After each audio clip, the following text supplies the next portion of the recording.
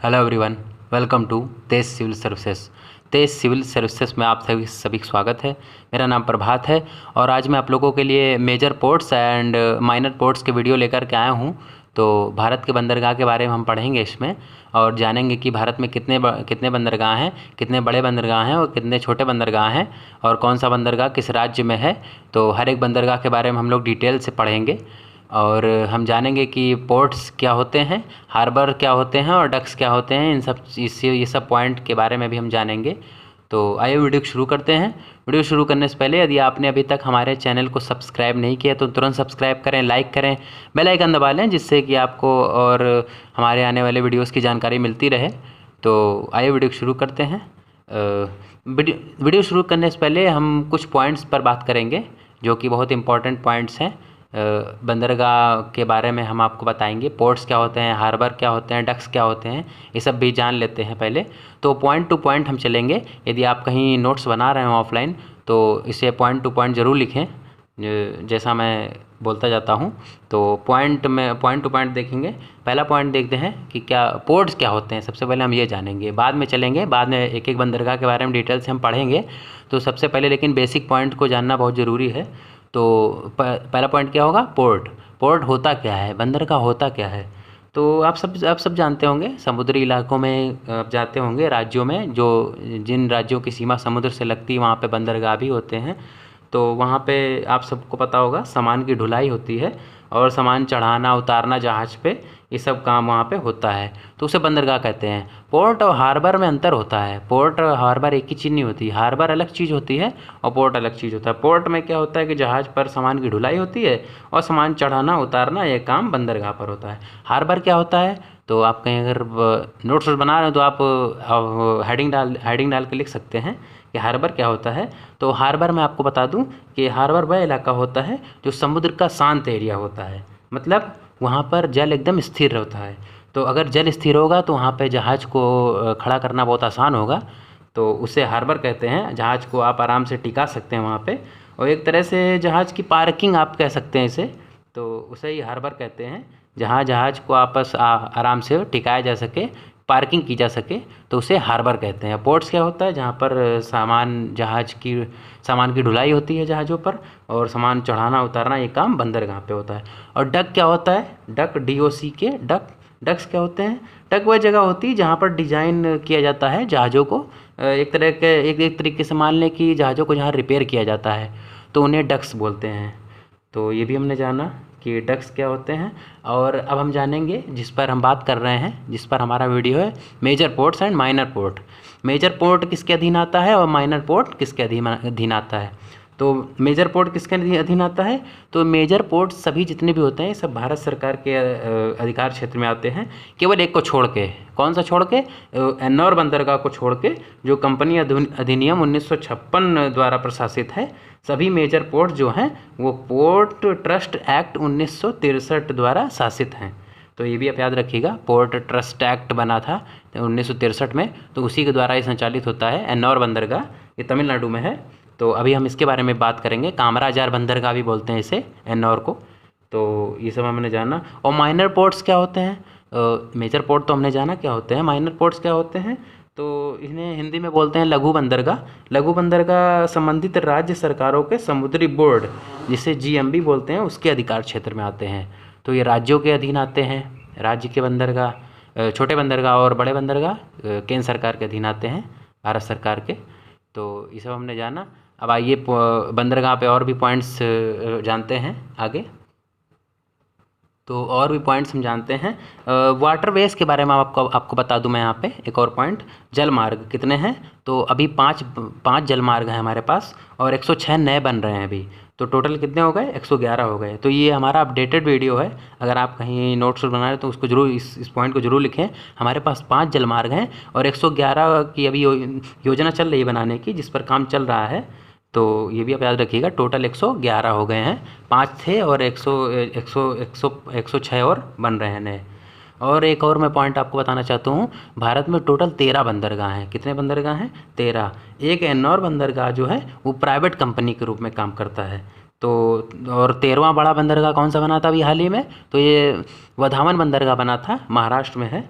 तो ये 13वां बंदरगाह बना था। तो आइए हम एक एक करके बंदरगाह के बारे में जानते हैं। पहले हम लोग बड़े बंदरगाह देखेंगे, मेजर पोर्ट्स। तो आइए वीडियो शुरू करते हैं। तो ये मैप आपके सामने है, ये तटीय इलाके हैं सब हमारे, ये पूर्वी घाट है हमारा, और यहाँ पर पश्चिम बंगाल है। तो कोलकाता बंदरगाह यहीं पे है। तो शुरुआत हम लोग यहीं से करेंगे, कोलकाता बंदरगाह से।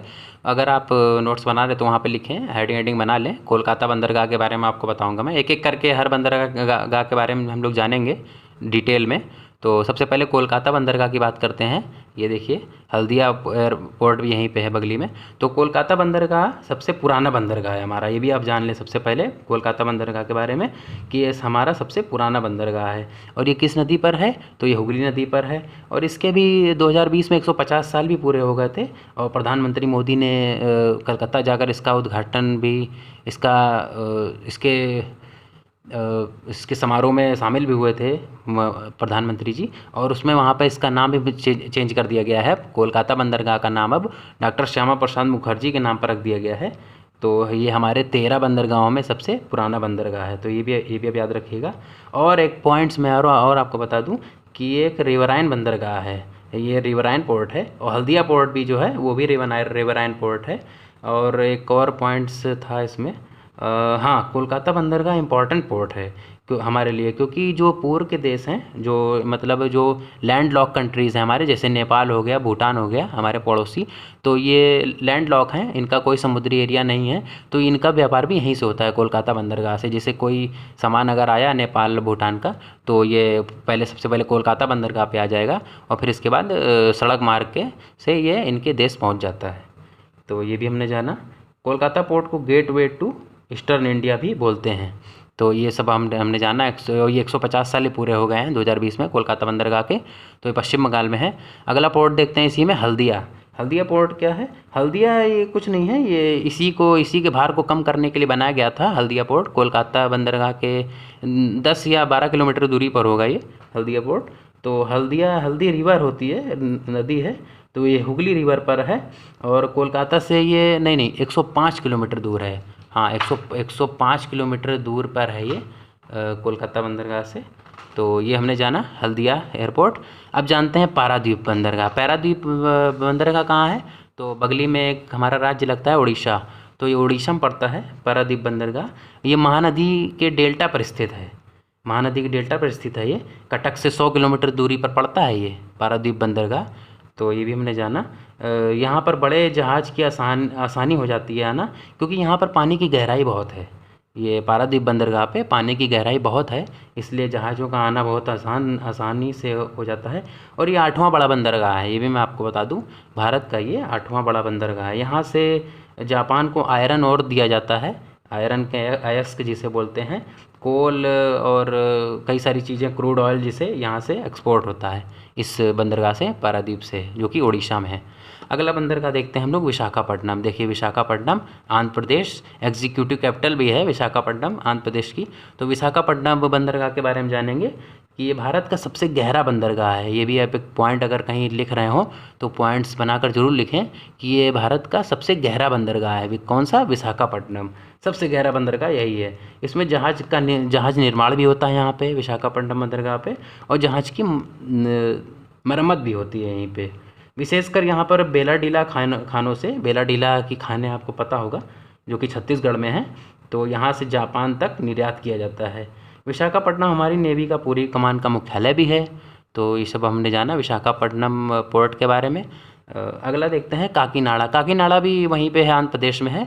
इसके भार को कम करने के लिए विशाखापट्टनम को, कि इस बड़ा बंदरगाह है आंध्र प्रदेश का, तो उस पर ज़्यादा भार ना पड़े, इसलिए काकीनाडा और ये मछलीपट्टनम, ये दोनों बंदरगाह बनाए गए थे आंध्र प्रदेश में। तो ये भी हमने जाना, काकीनाडा, मछलीपट्टनम, ये दोनों भी आंध्र प्रदेश में ही हैं। उसके बाद हम चलते हैं एन्नौर, चेन्नई, नागापट्टनम, तूतीकोरिन। तो अब हम चलते हैं गुजरात में कांडला बंदरगाह पे चलते हैं। इधर के अभी हम देखेंगे कुछ डिटेल में। सबसे पहले कांडला जान लेते हैं। सबसे पहले बड़े बड़े बंदरगाह के बारे में हम लोग जान लेते हैं जो इंपॉर्टेंट हैं परीक्षक दृष्टि से।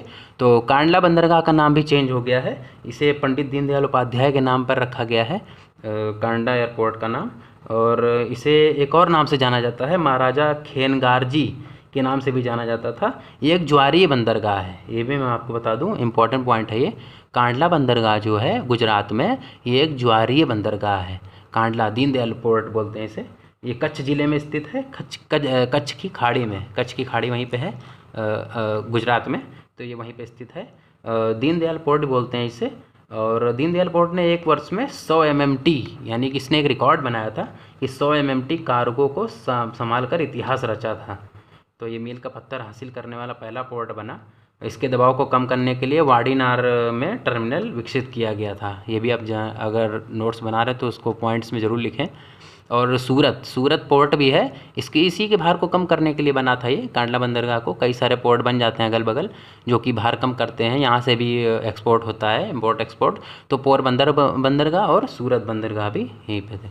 और अब हम चलते हैं महाराष्ट्र में। महाराष्ट्र में देखिए 3 हैं बड़े, वधावन, मुंबई और जवाहरलाल नेहरू। जवाहरलाल नेहरू पोर्ट का नाम न्यावा शेवा के नाम पर है, ये भी आपको पता होगा। और ये वधावन बंदरगाह, ये अभी नया बन रहा है वधावन, जो कि 13वां बंदरगाह होगा भारत का।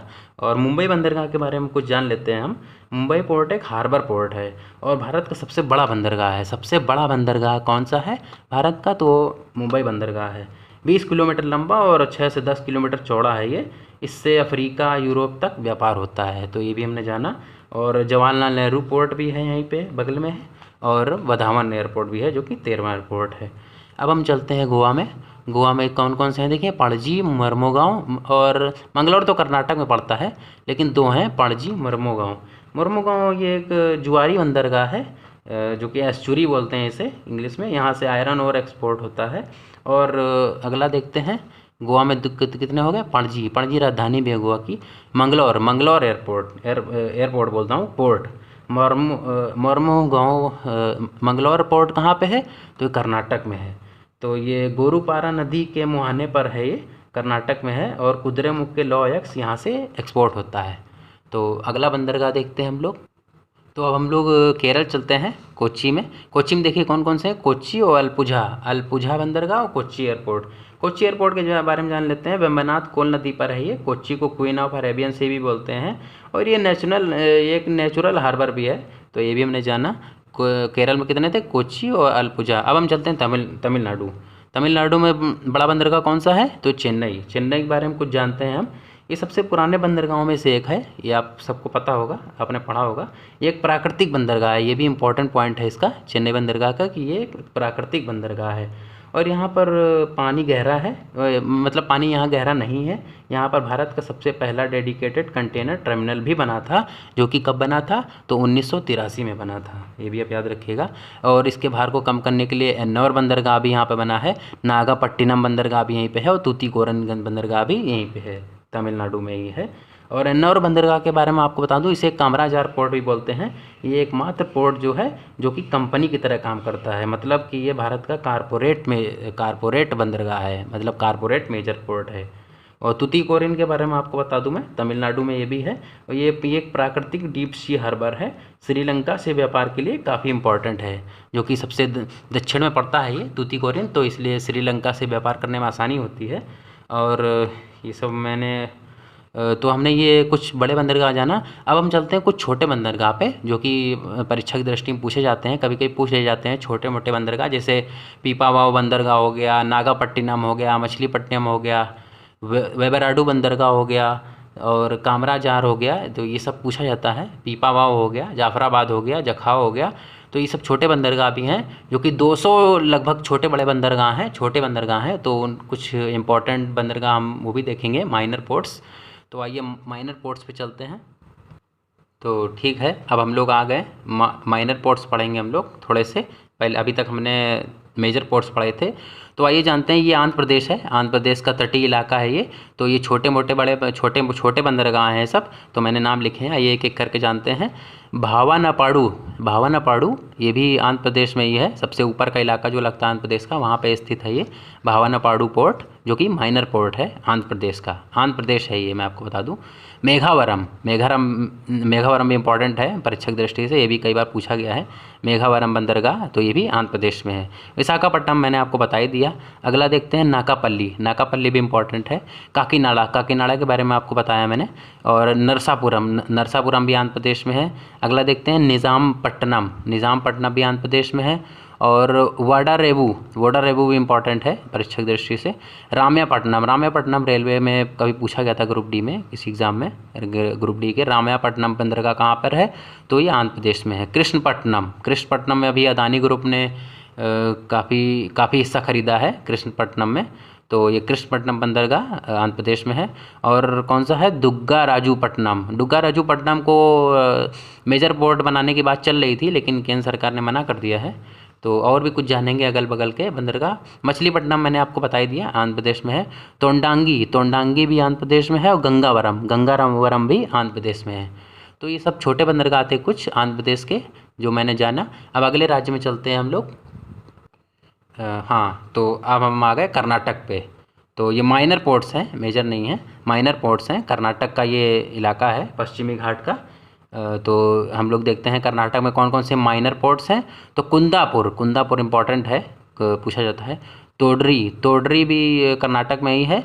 और बेलेकेरी भी कर्नाटक में है। करवर भी इम्पॉर्टेंट है। भटकल भी इम्पॉर्टेंट है। और हंगारकट्टा भी कर्नाटक में है। और मंगलौर के बारे में आपको बताया था मैंने, मंगलौर भी कर्नाटक में है। मालपे बंदरगाह भी माइनर पोर्ट है कर्नाटक का। और पडुबिद्री इंपॉर्टेंट है, ये किसी एग्ज़ाम में भी पूछा गया था कभी। पडुबिद्री पोर्ट माइनर पोर्ट है ये कर्नाटक का। तो ये सब हमने जाना कर्नाटक के एयरपोर्ट्स छोटे मोटे। तो आइए हम अगले राज्य में चलते हैं। ठीक, इम्पॉर्टेंट राज्य हम लोग आ गए हैं जहाँ पर कई सारे हमको छोटे बंदरगाह देखने को मिलते हैं। गुजरात में हम लोग आ गए हैं। तो गुजरात के कुछ छोटे बंदरगाह हम लोग देखेंगे, माइनर पोर्ट्स। जखाओ इम्पॉर्टेंट है, आप याद रखिएगा, इसको ज़रूर आप लिखें। जखाओ, मुंद्रा, कांडला मैंने आपको बताया था, दीनदयाल उपाध्याय पोर्ट। और नवलखी और ओखा और पोरबंदर, सतापाड़ा, जाफराबाद, पीपावाव, भावनगर, सिक्का, जामनगर रिफाइनरी भी है और ये पोर्ट भी है।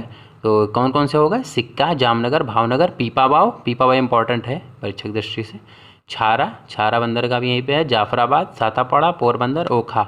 और अब आ जाते हैं इधर कुछ। मीठी वर्दी इंपॉर्टेंट है, इंपॉर्टेंट आप लिखें जरूर मीठी वर्दी को। भावनगर हो गया। अब आ जाते हैं इधर दहेज आपको पता ही होगा, गुजरात में है।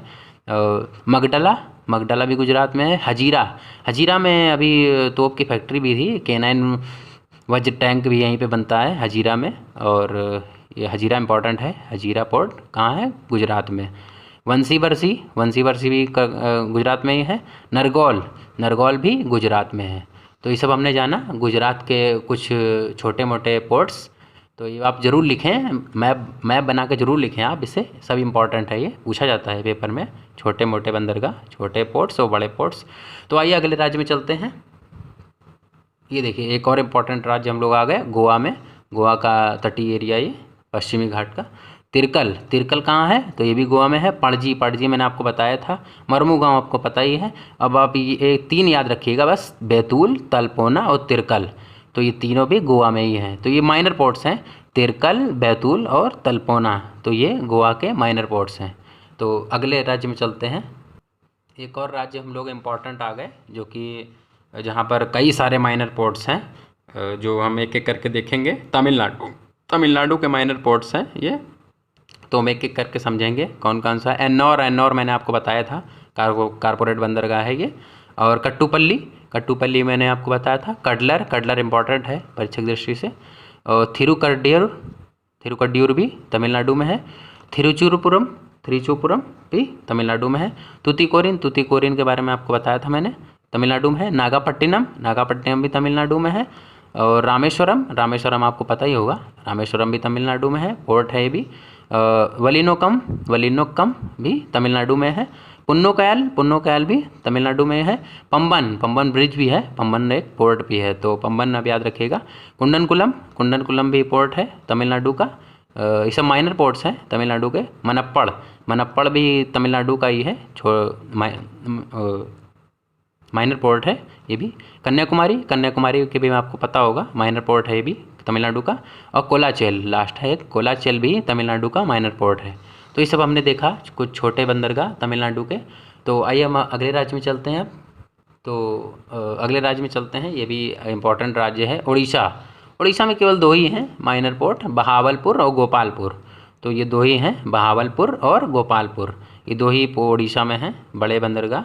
और पारादीप आपको बताया था मैंने, उड़ीसा वो बड़ा बंदरगाह है, और ये 2 छोटे बंदरगाह हैं उड़ीसा के, बहावलपुर और गोपालपुर। ये आप याद रखिएगा, दोनों इंपॉर्टेंट है भी, बहावलपुर और गोपालपुर। अब अगले राज्य में चलते हैं। तो ये अगला राज्य आ गया हम लोग केरल में। केरल भी इम्पॉर्टेंट है परीक्षा की दृष्टि से, माइनर पोर्ट्स इसके भी पूछे जाते हैं।